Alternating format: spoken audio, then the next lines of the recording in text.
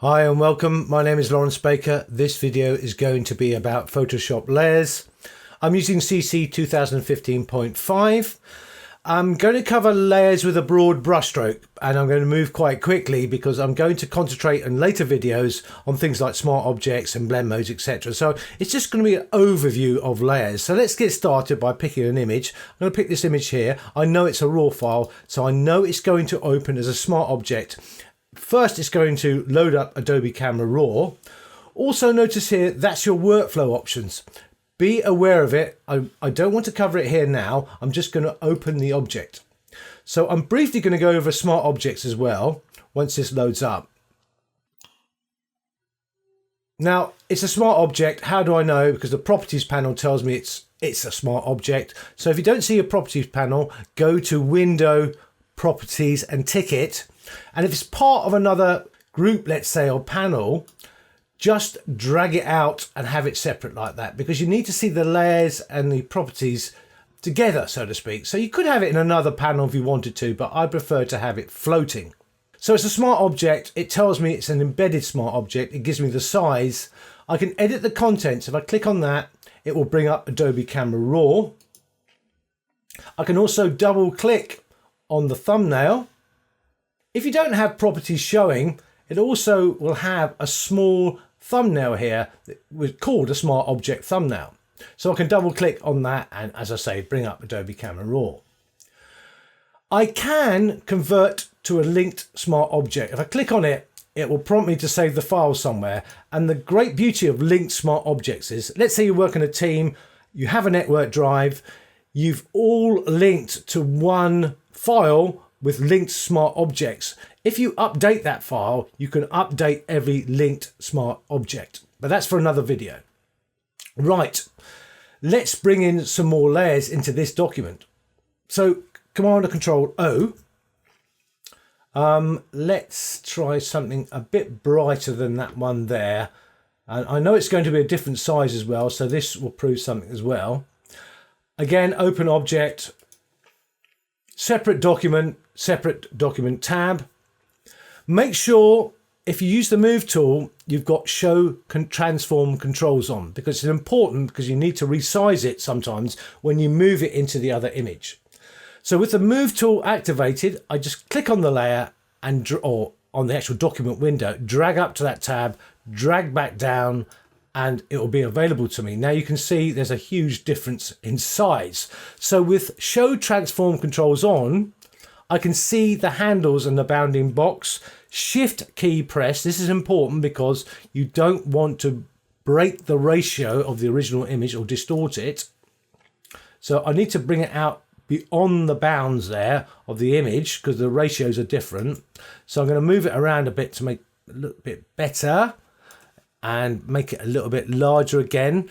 If you can't see the bounding box, Command or Control 0 will make sure you can see it.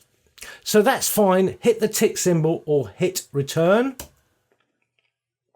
I now have two layers. They're both smart objects. I'm going to bring one more layer in. Command or Control O to bring up this recent files panel here. But in fact, I'm going to go open and find something different to a raw file. I'm going to pick on that one there. Open it. Again, it's a background layer. This is different to a smart object. This is a normal background layer. So if you don't bring in a smart object, when you open an image, it will open like this with a background layer. That means you can't do anything to it, and it means it's the bottommost layer of the stack. So when you start building stuff up, everything will stack above that. So that's a background layer, and it is important because background layers are quite important to understanding layers. Now I can't actually move this anywhere. If I try to move it up to that tab there, it won't let me do it. It just doesn't work like that. With the move tool activated, I can't do anything with it. I need to duplicate it. So quick and dirty method is just to drag it down to this new layer icon here. So I've now got a background copy, so I can do something with it. Move tool up to that first tab, see the other image, bring it in. It's much, much smaller. And notice when I start moving it around, I'll show you in a minute, there's something called interpolation, and make sure you got it set up properly. I'll just play around with this a little bit to get it right. As I say, if I lose the bounding box, Command or Control 0. Right, interpolation there. If you don't know what it's all about, just keep it on automatic. It's how it resizes things, because I am resizing the image. I am degrading the quality of the image. And interpolation is how Photoshop fills in the pixels or takes away the pixels. So if I'm making it larger, it has to infill the pixels. If I'm making it smaller, it has to throw away pixels. That's what interpolation is all about. So you can either hit return or hit the tick symbol here. So I've got 3 layers, and that'll do me for now. Now, as I said, the properties don't say anything about that layer because I've not done anything to it. It's just a normal layer. Now let's go through the layers panel. Before I go there, make sure you understand there is a layer menu and it has 99.9% of the things you need. There's a few keyboard shortcuts, keyboard shortcut only, but I won't cover that now. But that menu there, if you're a beginner, has everything. There's also the panel menu here, where you see that little hamburger icon. That's the panel menu icon, and quite a lot is here as well. So let's go over the layers panel from the top here. Kind means you have these icons here, so you can pick or isolate layers by the type of layer they are. So let's filter for smart objects because I've got 2, I know that. So I only see the 2 smart objects, and you'll notice that switch comes on. I can turn it on or off. Now, if I put pixel layers on, well, it'll pick the whole lot. So you get the idea, guys. There's also name. So if I know one's called background copy, if I type B in here, it will isolate that background copy. There's a lot more going on here, like effect for styles, mode for blend modes, attributes for when it's locked, visible, etc. Color, which color is, if you right click here, you can give a layer a color, let's say, and it will isolate it by that color. So if I go to yellow or orange now, I believe I made it yellow, I can only see anything that's got the yellow color on it. And the color is just to identify the layer. So if you've got 40, 50 layers, it does help to color stuff, and it also helps to name stuff as well. So let's get rid of that now, because if I go through this, it's very straightforward. I'm just going to turn it off on the switch there. Now, nothing's selected at the moment. When I select that layer, that becomes a selected layer. If I turn off the eye icon there, it becomes hidden. Although I can see the thumbnail, as far as Photoshop's concerned, it's a hidden layer. So let's tick it back on. Right. Blend modes. Now, blend modes are quite complex, but the ones you should understand are multiply, screen, overlay, and soft light. Where there's a grey line, there's a change of context. In other words, it's a grouping of blend modes. The giveaway is the name at the top, darken. So if I made this layer into darken, let's say, it would darken any pixels on the image below. I need to explain that in a bit more detail in a minute. Lighten will lighten. Overlay and soft light are contrast modes. Soft light is often used when you're compositing images together because soft light helps to make things blend together really well on the screen. So if you've got a mask or you brought something in from another image and want to mask it on a layer, I recommend using soft light. It's the quick and dirty method of getting stuff to make it appear it belongs to that layer. So soft light is very important. So let's use multiply because multiply is used a lot. If I use multiply, anything that's darker on the top image will take precedence of anything that's lighter on the bottom image. Obviously, it depends on what area, but you get the idea, guys. Anything that's darker here will have precedence on the top layer. If I go to screen, anything that's lighter on my top layer will have precedence over anything that's not as light on the underneath layer. I know this sounds complex, but it is quite straightforward once you start playing around with it. I mean, these are not ideal images to show this off in because I've just picked them ad hoc, but you get the idea, guys. Anything that's showing up here, it's because it's lighter than what's on the bottom layer. So anything that's lighter on the bottom layer will show through. So, you know, it's the precedence I'm saying is anything that's lighter in the same area is going to show through, and vice versa for multiply. The other ones, as I said, are overlay. Overlay is a bit more punchier than soft light, and these are contrast layers, and they really help you to blend stuff together. So if you've got a mask, you've got, let's say you had a person you wanted to put into this image, I would use soft light on that layer because it will help you blend him in with the rest of the surroundings. It does work, but this is not the video to show that. So anyway, soft light, that's blend mode's done. Back to normal, because that's normal. There's no interaction between the layers whatsoever. Down here we have lock. You can lock the transparent pixels, lock the image pixels, lock it for moving. This is about artboards, not for this video. Or you can lock the whole layer. They are quite useful, especially if you don't want to touch transparency, let's say, and let's say you're playing around with a paintbrush, you don't want to touch the transparent areas, just lock the transparency. The next thing is the opacity slider, very straightforward. The less opaque I make it, the more you can see through to the bottom layer. There is fill opacity, I'm going to explain that a little bit more, but if there's no layer styles and I move it down, it acts just the same as opacity, but I need to explain it in a little bit more detail. Without blend modes, transparency, and the opacity slider, it comes down to hierarchy, which is the order of the layers. So you're not seeing anything but the top layer, because I've not done anything. I've not put a layer mask on. Obviously a layer mask affects transparency as well.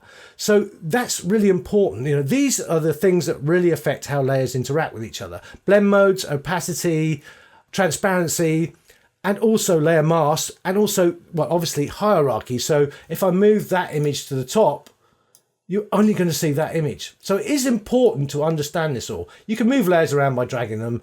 The great thing about layers is you can do a lot of things quite quickly by just dragging it down to stuff down here. But obviously, I don't want to go too deep into shortcuts or keyboard shortcuts, etc.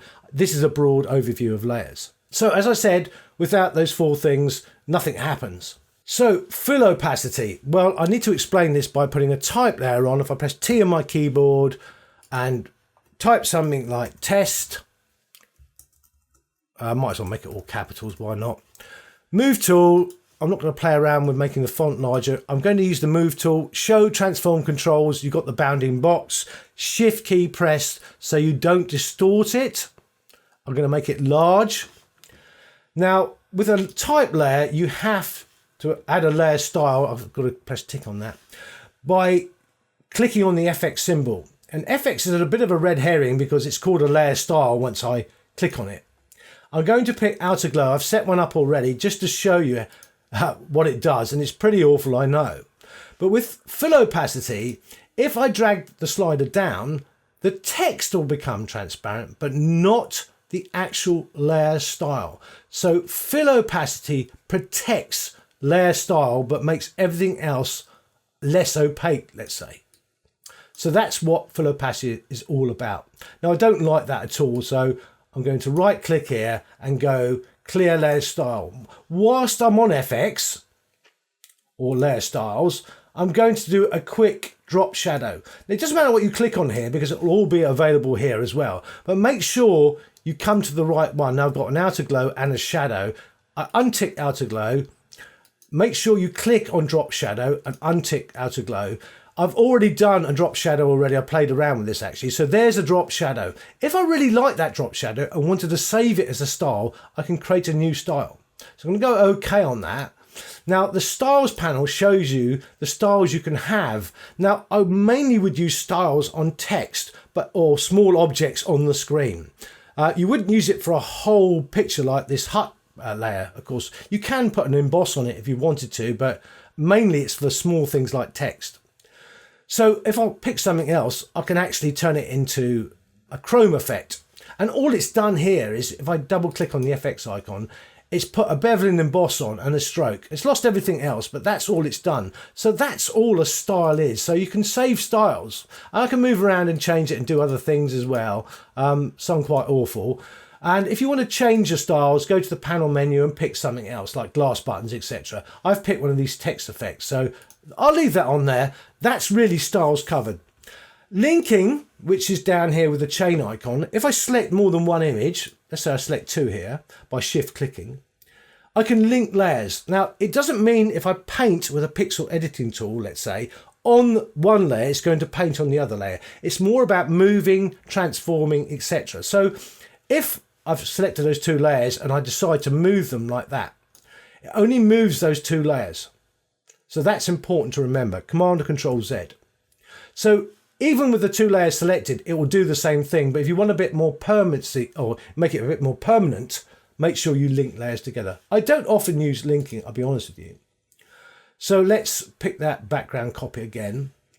Now, layer masks, you can press the icon here. You can come up to layer mask, reveal all or hide all. There is keyboard shortcuts, but reveal all will be the normal mask. Hide all will block everything out, so you're not seeing that layer at all. Black conceals, white reveals. Now, obviously with this, I can do all sorts of pixel edits on that layer because it's what I call a grayscale mask. I can have black and white and any shade of grey in between, up to 256 shades of grey. So if I paint with a paintbrush with, let's say, white on this, it's pretty obvious I'm going to see, I've got a very weird brush, I'm sorry about this, I'm going to see into that image below.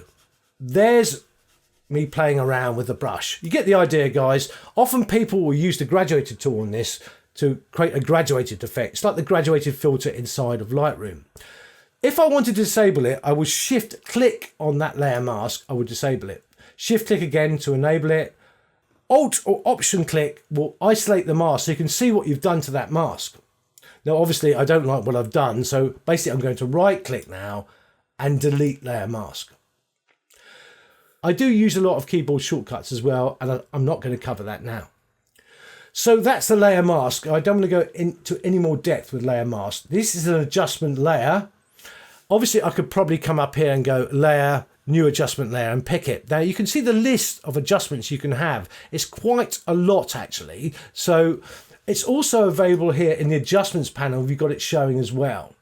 So if I click on it now, let's pick, I think I'll pick hue saturation because this is a black and white layer, so I can colorize it. If you've got the properties panel showing, it will be there already, but even if you don't, it will bring out the properties panel. Let's colorize this. Now it's a reveal all one, so you can see I've basically colorized it. Or let's put that, you can have that sepia effect there. It's not too bad actually. That's an adjustment layer. There are quite a few to choose from, curves, etc, etc. I'm not going to go through all of them. Now to get it to hide all is quite difficult sometimes. All I do is click on the actual layer mask, Command or Control I will invert it. Don't do it on the actual image, you'll solarize it. Just do it on the adjustment mask.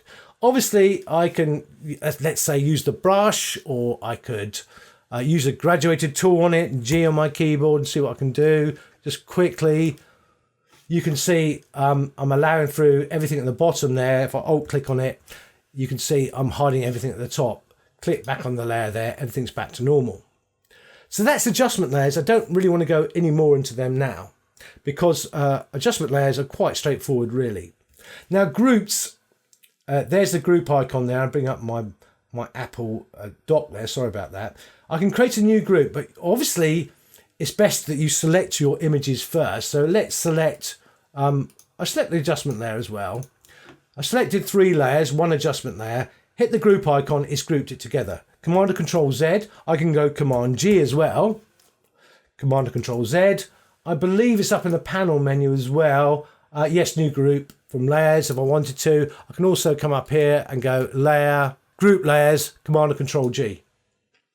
So that's a group. Now, if you've got lots of layers, you will use groups. And the advantages of using groups are you can actually add, let's say, an adjustment layer to that group as well. So it's a very powerful way of working. But anyway, I could, if I wanted to, add an adjustment layer to this or do all sorts of things to it. Notice the blend mode is pass through, and that is exactly as it sounds. Anything from the top, any blend modes will just pass through it. So it's kind of blank, so to speak, or transparent. Of course, you might have blend modes inside that group, but pass through is the default. Unless you know what you're doing, don't change it, because you might affect how the image looks. You might override your blend modes inside the group. So that's grouping really. I don't want to go any further into that. Command Z to ungroup there. Now the new layer icon, wherever you've got clicked, it will create a new layer. So let's say I'm on that layer there, layer number 2. I've selected it. Obviously you can see I've selected it. And don't forget here, obviously, I can rename layers by double clicking on them, and I'll give that a name like tree, let's say. Because once you start working organically and you're creating 30, 40, 50 layers, naming, colouring, etc. and grouping is very important. So I've named that layer tree just to show you that you can do it. As I said, I wanted to create a new layer. Wherever I click now with the new layer icon, it will put a new layer icon or new layer above that tree layer. So I'll click on it. Command Z, if I control or command click on it, it'll put it below. Command Z.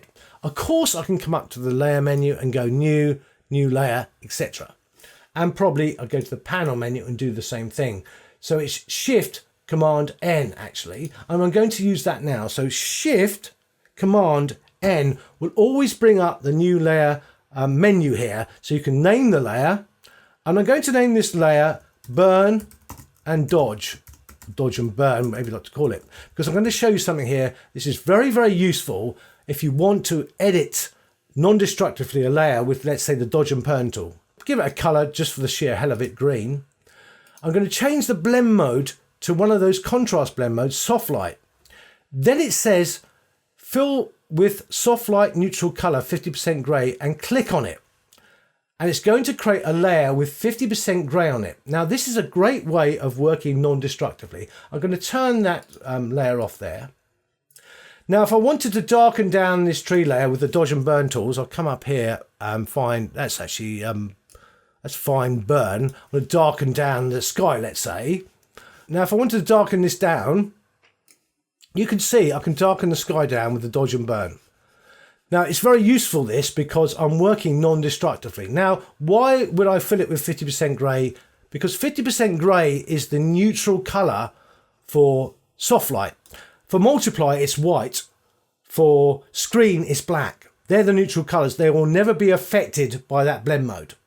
So if you look on this layer now, if I Alt or Option click on that layer, an Alt or Option clicking on an icon like this, the eye icon, will isolate the layer. You can see what I've done. I've actually painted on that layer. And you can change it, obviously. I can swap from Burn to Dodge and lighten up certain areas if I wanted to, or spell my name. And just to show you, if I click back on that layer, you can see my name there. That's a very great way of working with certain tools, not just the Dodge and Burn, there are other tools you can use. So I do like doing that. So filling with 50% grey and using soft light is a way to dodge and burn your images non-destructively. Because all I have to do is get rid of the layer, just turn it off and there's no change. So that's another way of working non-destructively. I'm going to get rid of that layer now. And all I'm going to do is backspace. You can drag it down to the bin icon there. So new layer. Obviously, it will allow you to paint on layers and do all sorts of things with it as well. The bin is pretty obvious. If you hit it, you're going to delete something. I don't think there's much else to cover with layers here. I think I've covered most of it. There's always something I might have forgotten, but I think that's a broad brushstroke of what you can do with layers. Smart objects are probably what I'll cover next, or blend modes, because once you understand blend modes, you're well on your way to understanding Photoshop. You know, layers, blend modes, workspaces, and then you can basically play around with the tools, look at other people's videos and say, well, I understand what I'm doing in layers, because layers can be really, really tricky. And grouping layers is really important because you can group layers together and apply an effect to a group layer, and that is very, very powerful. As I said, everything is available here. There's one shortcut I'm going to show you, and that basically is called the claw because it's very awkward to do. So let's turn all these on, because you drag down, you can turn them all on. If you drag up, you can turn them all off. So let's turn them all off now. There's something called the claw, and it's Command Alt Shift E will create a stamp layer with everything on it. So that's all those visible layers with everything on it. Basically, that's everything down below put into one layer, and it's called the claw because it's damn awkward to do with your fingers. So it's like Command, Alt or Option, Shift and E, but it's not in the menus anywhere. So Command Z. So just remember, select your layers and then go Command or Control, Alt or Option, Shift and E, depending on the system, you'll create a stamp layer. It's one of the best things I ever learned, and it's not in the menus anywhere. So try and remember it if you're working and you want a stamp layer to just do something to or save it or whatever, because it's a very powerful way of working.